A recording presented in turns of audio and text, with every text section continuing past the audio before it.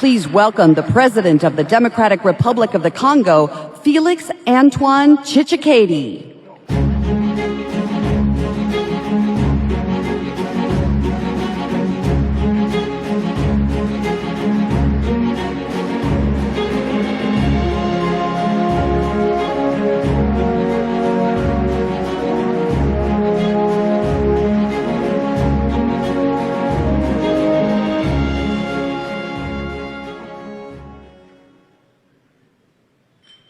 Ladies and gentlemen, shalom.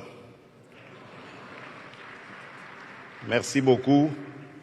Merci à vous tous pour cet accueil chaleureux. À Madame la Présidente Besti Berns-Korn, ainsi qu'à tous les leaders de EPAC, merci de m'avoir associé à cette grande conférence.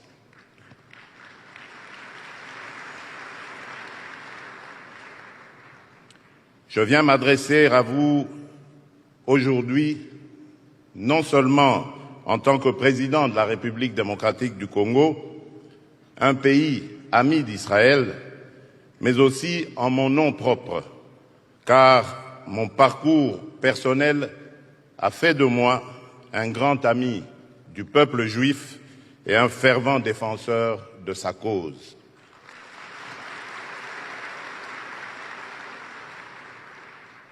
Par ma foi chrétienne qui tire sa source dans la relation entre le Créateur, l'Éternel et le peuple juif, j'ai le plus profond respect pour le caractère prophétique de l'histoire de ce peuple et de son destin.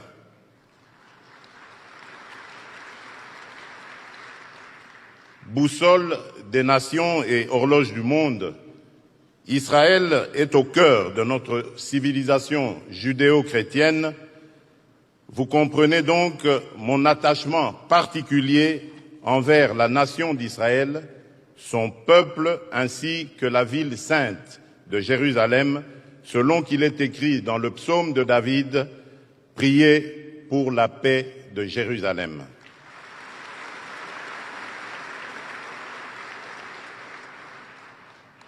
Les relations entre mon pays et Israël sont restées longtemps en léthargie. Nous avons pourtant d'énormes domaines de convergence, d'intérêt sur les plans sécuritaires, économiques, culturels et scientifiques. S'agissant des questions sécuritaires, les défis nouveaux liés à la lutte contre le terrorisme, la corruption et le blanchiment des capitaux, ainsi que la lutte contre la cybercriminalité, nous donnent l'opportunité, que dis-je, l'obligation de renforcer nos liens pour des objectifs partagés.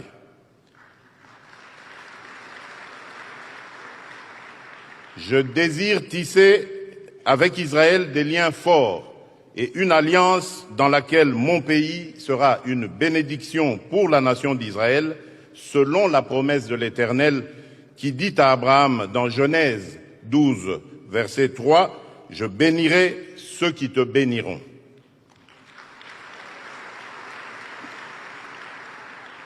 Il s'agit d'un processus que je réaffirme solennellement ce jour et qui se renforcera à la mesure de la consolidation de notre amitié et de nos intérêts réciproques. C'est dans ce contexte que je vous annonce l'arrivée imminente dans mon pays du grand rabbin Albert Guigui, qui viendra cette fois pour le renforcement de nos liens sur le plan spirituel. Pour ne pas perdre cet élan, pour consolider nos liens et discuter de nos intérêts mutuels, je compte effectuer une visite en Israël au courant de cette année.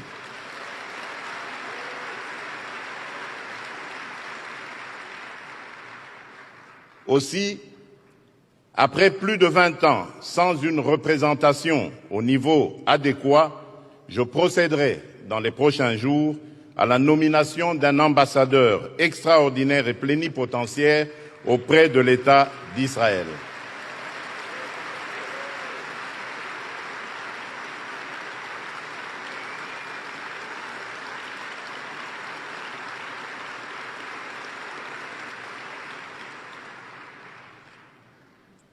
Dans le même ordre d'idées, il sera créé une section économique animée par un personnel de haut niveau ayant la mission de promouvoir les relations économiques entre les deux États.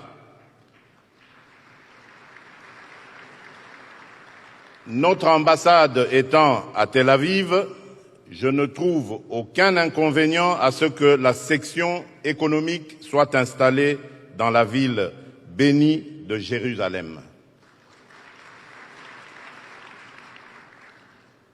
L'expérience et le savoir-faire d'Israël dans les domaines de l'agriculture, des sciences et de la technologie ont toute leur place dans mon pays qui s'étend sur 2 345 410 km² et plus de 85 millions d'habitants, mais n'exploite encore que 10% de ces 120 millions d'hectares de terres arables et irrigables, une partie infinitésimale de ses ressources en eau et de ses ressources minières, estimées à plus de 24 000 milliards de dollars.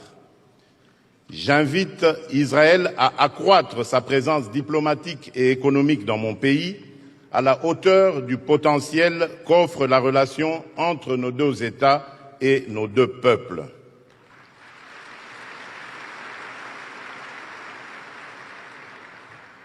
Depuis toujours, l'histoire d'Israël me fascine et m'enseigne, qu'il s'agisse du roi David, en passant par les premiers ministres Ben-Gourion et Golda Meir, Yitzhak Rabin et Shimon Peres, ou encore le général Moshe Dayan et tant d'autres héros de l'histoire humaine, cette nation est une source d'inspiration.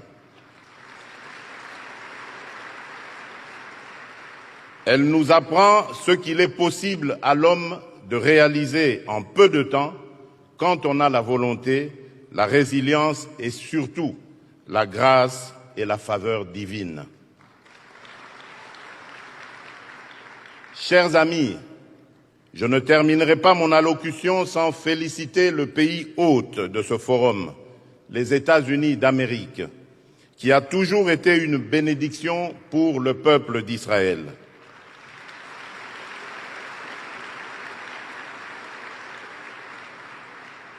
À cet égard, nous soutenons le plan du président Donald Trump en faveur du retour à une paix durable et à la coexistence pacifique entre les deux États, Israël et la Palestine.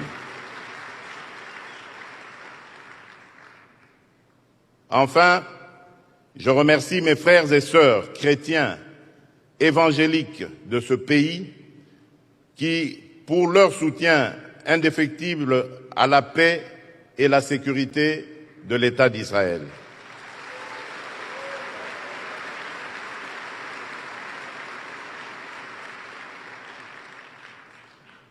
Que Dieu vous bénisse, que Dieu bénisse Israël, que Dieu bénisse l'amitié entre les peuples d'Israël, des États-Unis et de mon pays, la République démocratique du Congo. Je vous remercie.